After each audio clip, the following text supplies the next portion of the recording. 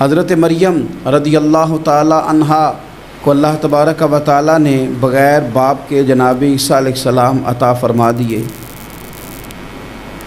اب اس بات کو جب لوگوں کے سامنے پیش کیا جائے گا، لوگ کیا رائے دیں گے، یہ بھی تو ایک مشکل کام ہے نا۔ وہ خاتون، وہ پاک باز عورت جس نے اپنی زندگی کے سارے اوقات ہی اللہ کے گھر مسجد میں گزارے، جس کی ماں پاک ہے، باپ پاک ہے، خاندان پاک ہے، اس خاتون کو بغیر باپ کے جب گود میں بچہ لے کے لوگوں کے سامنے جانا ہے تو کن رویوں کا سامنا کرنا ہے، یہ آپ سمجھ سکتے ہیں۔ کسی شاعر نے کہا تھا کہ الجھے الجھے بکھرے بکھرے روز و شب دیکھے گا کون، لوگ تیرا جرم دیکھیں گے سبب دیکھے گا کون۔ لوگ تو ظاہری حالات کو دیکھتے ہیں اور فیصلہ کر دیتے ہیں، سبب کیا ہوا تھا، وجہ کیا بنی تھی، تصویر کا دوسرا رخ کیا، اس پر تو غور ہی کوئی نہیں کرتا۔ اور پھر مخلوق تو فنکار ہے اس درجہ کے پل بھر میں، سنگے در کعبہ سے بھی اصنام تراشے، تم کون ہو کیا چیز ہے داغ کبابی۔ لوگوں نے تو مریم پہ بھی الزام تراشے، بڑے بڑے باعزت باوقار لوگ، اور ذرا سا کہیں کوئی نقطہ لوگوں کو نظر آتا ہے تو لوگ اس نقطے کو بہت بڑا قصہ بنا لیتے ہیں، بہت زیادہ داستان سرائی کرتے ہیں، نیک لوگوں کو بڑی تکلیف پہنچاتے ہیں۔ لیکن اگر وہ شخص سچا ہے اور اپنے رب کی بارگاہ میں وہ صاف ہے تو پھر اسے زیادہ وضاحتیں دینے کی ضرورت بھی نہیں، اور ویسے بھی جب لوگ بہت زیادہ مخالفت کر رہے ہوں تو وضاحتیں دینا کام بھی نہیں آتا،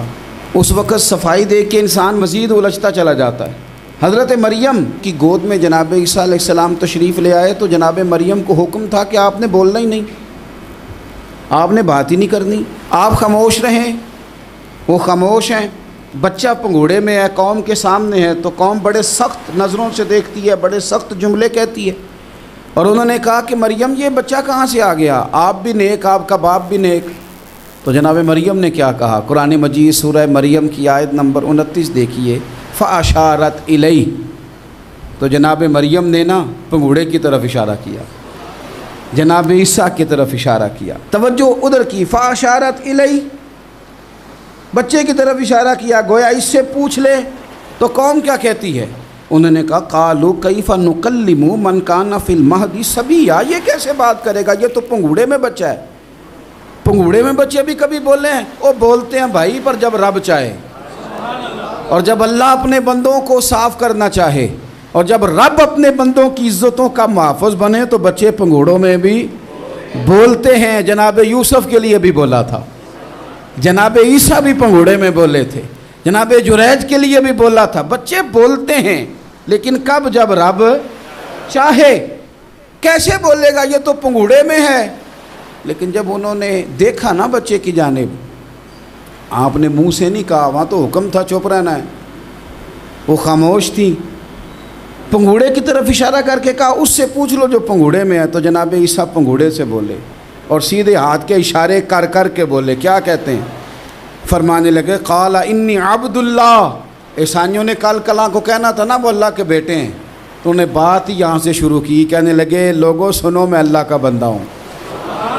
بات شروع یہاں سے کی، جو کل بات ہونی تھی آج اس کا اظہار کیا، کہنے لگے انی عبد اللہ، میں اللہ کا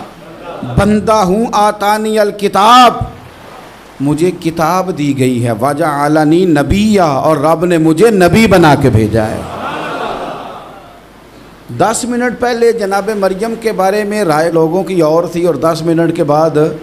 اور تھی۔ 5 منٹ پہلے باتیں اور تھیں اور 5 منٹ کے بعد باتیں اور تھیں۔ جب رب بندوبست کر دے، جب اللہ اہتمام کر دے، میرے بھائی ضروری تو نہیں کہ ہم پریشان ہی رہیں کہ یار یہ کام میں نے کیا نہیں، میرے کھاتے ڈال دیا گیا، یار اس جرم کا میں مجرم ہی نہیں اور میرے منہ پہ سیاہی ملنے کی کوشش کی جا رہی، یہ میرا کھاتا ہی نہیں اور لوگ مجھے تکلیف دے رہے ہیں۔ ضروری نہیں کہ آپ ہی وضاحت کریں، میرا رب بھی بندوبست فرما دیا کرتا ہے۔